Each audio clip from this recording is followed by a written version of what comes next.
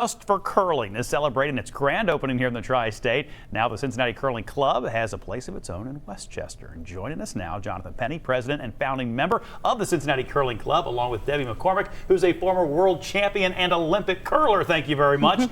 Thanks for being here, guys. Thanks really for appreciate having it. us. Thanks for having us. So during the commercial break, and Don, I'm going to start with you. You gave me a number that blew me away. I said, how many in the Cincinnati Curling Club? And I was thinking, 20, 30, something like that. But no. No, we're over 100 now. 100 people. Yeah. In the Cincinnati Curling Club. Yeah. Are you surprised at all that many people have I guess found some interest in curling? Yes and no. It's a non-traditional area. Yeah. Obviously curling's more popular in northern places like Minnesota and Wisconsin, Sure. Michigan. But 1,000 people hit our website when John Schuster's team won the gold medal, so we knew the interest was out there. The eyeballs are on the game. Yeah. TV numbers keep saying it's growing, so people want to try it.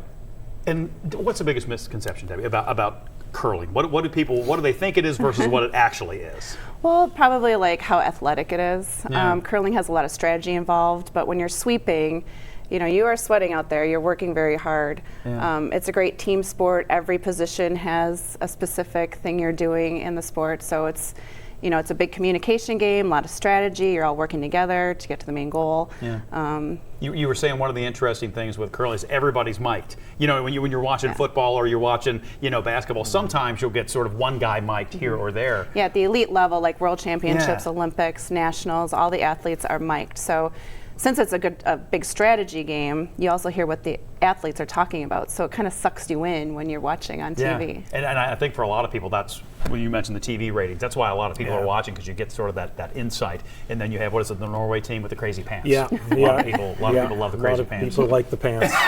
Let's talk about people who have never done curling before, and maybe they're watching this interview or have watched it on TV before and want to try it. What would you tell somebody who is brand new to even giving this an attempt? Check us out at CincinnatiCurlingClub.org. We're running Learn to Curl classes pretty regularly now that we've got our own space, our own ice time.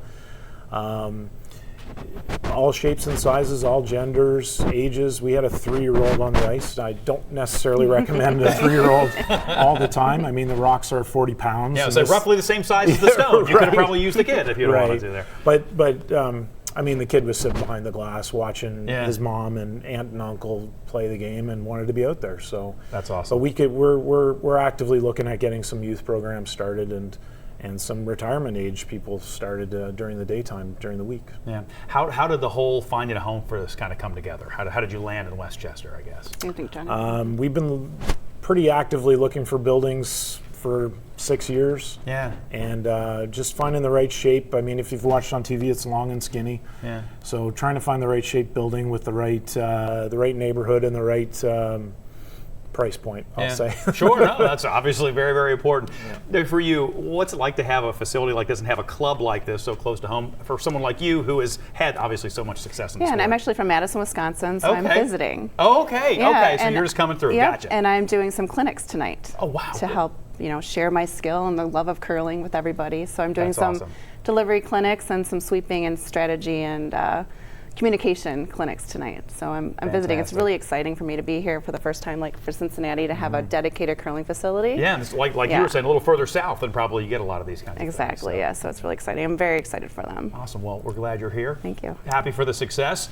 You heard it, their website blew up last time, when they had some success with Schuster's team. Blow it up again. Find out more about the Cincinnati Curling Club. We'll put a link at local12.com. Thanks for coming again. Thank you. Really appreciate it.